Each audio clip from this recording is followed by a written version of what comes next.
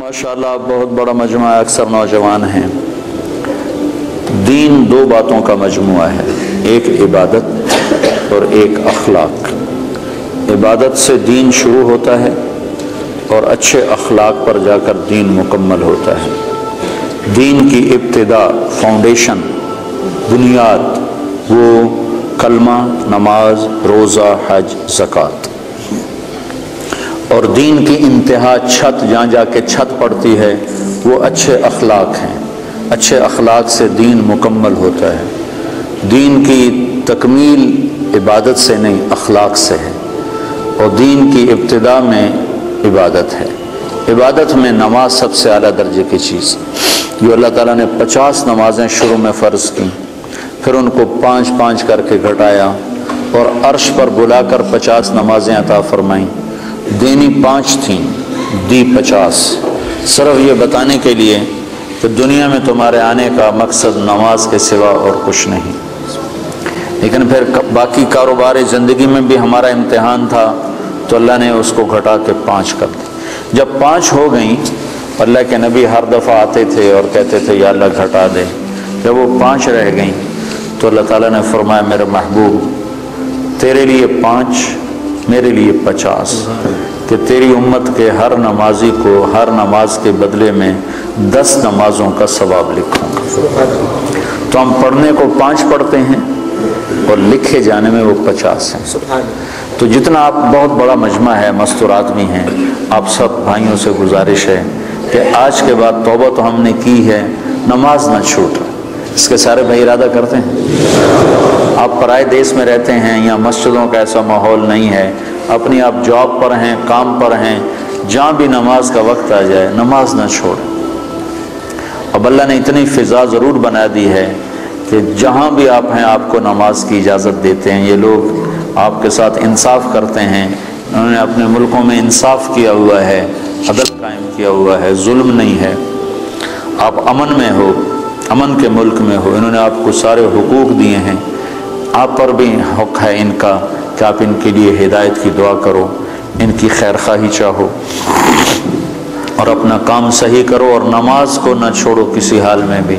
मस्जिद करीब है तो मस्जिद की दौड़ लगाओ, मस्जिद दूर है तो एक मुसल्ला अपने दफ्तर में रखो, अपने काम की जगह पे रखो और नमाज के वक्त में नमाज अदा करो। और अगर आप अकेले हो तो अजान दो, तकबीर कहो, फिर नमाज पढ़ो। तो आसपास जितनी फ़िज़ा है वो गवाह हो जाएगी और आसपास जितने अहले ईमान जिन्नात हैं वो नमाज में शरीक हो जाते। 2 हो तो जमात कराओ, चाहे तुम्हारी दाढ़ी नहीं है फिर भी जमात कराओ, एक को आगे करो एक को पीछे करो। 3 हो जमात कराओ, बा जमात नमाज की फ़िज़ा बनाओ। सफ़र में जा रहे हो, गाड़ियाँ रोक के बा जमात नमाज पढ़ो। तो इंशाअल्लाह ये पूरी एक मुकम्मल दावत है नमाज का पढ़ना। तो इबादत में मेरे भाइयों बहनों नमाज का नागा ना हो। मस्तूरात से कहता हूँ, पर्दे का एहतमाम करो, अपनी बच्चियों को शुरू से पर्दे पर लगाओ, पर्दा उनकी फितरत में शामिल हो, पर्दा करने वाली बने। अपने उनके लिबास में पतलून ना हो, शलवार हो। ये बापर्द बाहया लिबास है। औरत के लिए पतलून, मर्द के लिए पतलून बाहया लिबास नहीं है तो औरत के लिए कहाँ से होगा। तो अपने बच्चों को, अपनी बच्चियों को इस्लामी लिबास का आदी बनाओ, प्यार से, मोहब्बत से। यहाँ सख्ती तो चलती नहीं और सख्ती कहीं भी नहीं चलती, हर जगह प्यार मोहब्बत से ही काम चलता है। अल्लाह ने भी प्यार से ही हमें समझाया है और प्यार से ही हमें अपनी तरफ बुलाया है। कहीं कहीं उसने अंजाम बताने के लिए बता दिया कि जहन्नम भी है, वरना अल्लाह का आम अंदाज पूरे कुरान में, या अय्युहल्लज़ीना आमनू, कितनी इज्जत के साथ अल्लाह हमें बुलाता है, ए ईमान वालो, ए ईमान वालो।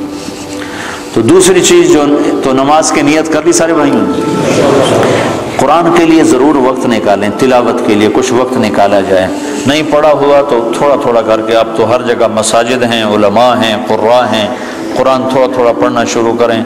साल में 2 दफ़ा कुरान ख़त्म करना कुरान का हक़ बनता है।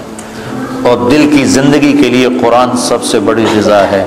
दिल को ग़िज़ा न मिले तो मर जाता है, तो दिल को, रूह को कुरान की ग़िज़ा न मिले तो रूह मर जाती है। तो कुरान की तिलावत के लिए वक्त निकालें। और दूसरी चीज़ जो, जिस पर जाकर इस्लाम मुकम्मल होता है, वो अच्छे अखलाक हैं। اپنے اخلاق کو بلند کریں. اور سارے اخلاق کا خلاصہ 3 باتیں ہیں: تصل من قطعک وتعطی من حرمک وتعفو عن من ظلمک. جو توڑے اس سے جوڑو، جو محروم کرے عطا کرو، جو زیادتی کرے معاف کرو. پھر اگر ماں باپ ساتھ ہیں تو ان کی قدر کرو. آج مجھے بڑا دکھ ہوا، مجھے ایک اولڈ ہوم دکھایا ساتھیوں نے، تو اس میں مسلمان عورتیں بھی تھیں، مسلمان مائیں بھی تھیں جن کے جوان بچے ہیں اور وہ ماں کی خدمت سے محروم ہیں. کیا بدبختی کی انتہا ہے کہ مسلمان کے لیے ماں تو جنت کا راستہ ہے. میرے نبی نے فرمایا ماں کے قدموں تلے جنت ہے.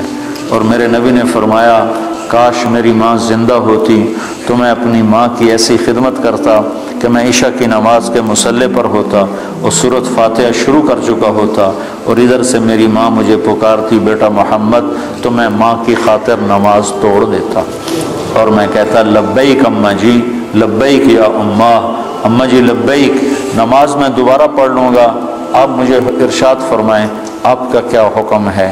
جہاں نبی نے اتنا بڑا مقام بتایا ہو، آج دیکھ کر میرا بڑا دل کٹا کہ مسلمان مائیں بھی اولڈ ہوم میں پہنچی ہیں. تو اپنے ماں باپ اگر ساتھ ہیں تو ان کو اپنی جنت کا راستہ بناؤ، ان کی خدمت کر کے، ان کی دعا لے کے اپنے لیے جنت واجب کر لو.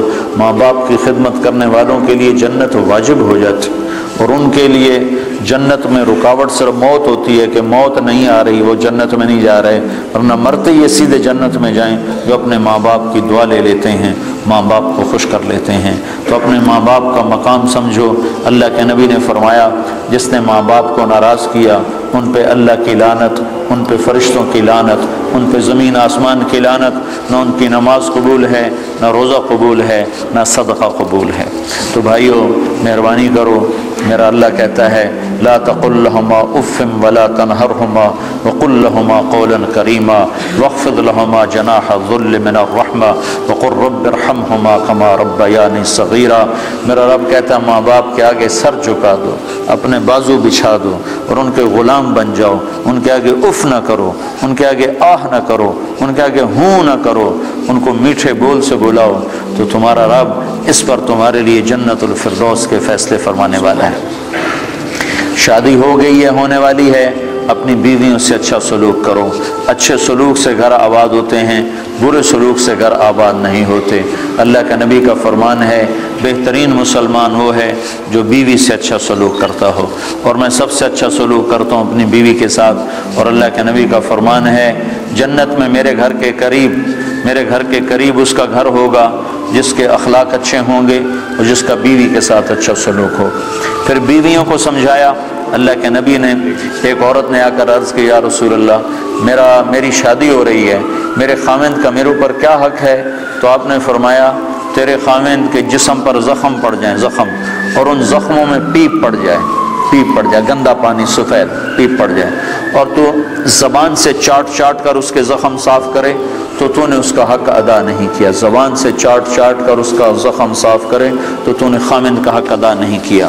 مردوں کو کیا سمجھایا کہ بہترین مسلمان وہ ہے جو بیوی سے اچھا سلوک کرتا ہو، اور عورتوں کو کیا سمجھایا کہ خاوند کی اطاعت. آپ نے فرمایا اگر میری شریعت میں سجدہ جائز ہوتا، میری شریعت میں اللہ کے سوا کسی کو سجدہ نہیں، اگر سجدہ جائز ہوتا تو میں عورت سے کہتا اپنے خاوند کو سجدہ کرے، یعنی اس کی اطاعت کرے. اور مردوں کو سمجھایا کہ سب سے بہترین خرچ بیوی پر خرچ کرنا ہے، بچوں پر خرچ کرنا ہے، اور بہترین مسلمان وہ ہے جو بیوی کے ساتھ اچھا سلوک کرتا ہو. تو یہ اچھے اخلاق ہیں. آپس میں رہو، پیار محبت سے رہو، لڑائی نہ ہو، آپس میں جھگڑا نہ ہو، آپس میں بائیکاٹ نہ ہو، آپس میں آپ کسی سے لڑے ہوئے نہ ہو. کوئی مسلمان ایسا نہ ہو جس سے آپ کو کہ میں اس سے نہیں بولتا، میری اس سے بات چیت بند ہے، ایسا ایک بھی نہ ہو. اگر کوئی ہے تو اٹھتے ہی توبہ کر کے اس سے معافی مانگ لو تو اللہ کے دربار میں آپ کا مقام بلند ہو جائے گا. جب دو مسلمان آپس میں لڑ پڑیں اور وہ صلح نہ کریں تو اللہ تعالیٰ ان کے اعمال مردود کر دیتا، نہ نماز قبول، نہ روزہ قبول، نہ حج قبول. تو اللہ تعالیٰ فرماتا ہے جب تک یہ صلح نہیں کرتے ان کا کوئی عمل قبول نہیں ہے. تو آپس میں پیار محبت سے رہو. آپ پرائے دیس میں ہو، نہ مذہب کے نام پہ لڑو، نہ رشتے ناطے کے نام پہ لڑو، نہ آپس کی سیاسی باتوں پر لڑو. پیار محبت کی فضا قائم رکھو. اللہ کو بہت پسند ہے ایک دوسرے کا خیال کرنا. ایک آدمی آئے گا قیامت کے دن تو اللہ تعالیٰ کے فرشتے کہیں گے یا اللہ اس کے کھاتے میں کوئی عمل کوئی نہیں، اس کے کھاتے میں کوئی عمل کوئی نہیں. تو اللہ تعالیٰ فرمائیں گے ہاں بھائی کوئی ہے تیرے کھاتے میں عمل یا خالی ہو؟ کہے گا یا اللہ ایک ہے اور کچھ نہیں، ایک ہے اور کچھ نہیں. اگر تو اسے سمجھے تو ایک ہے. کہ کیا ہے؟ کہ میں کاروباری آدمی تھا،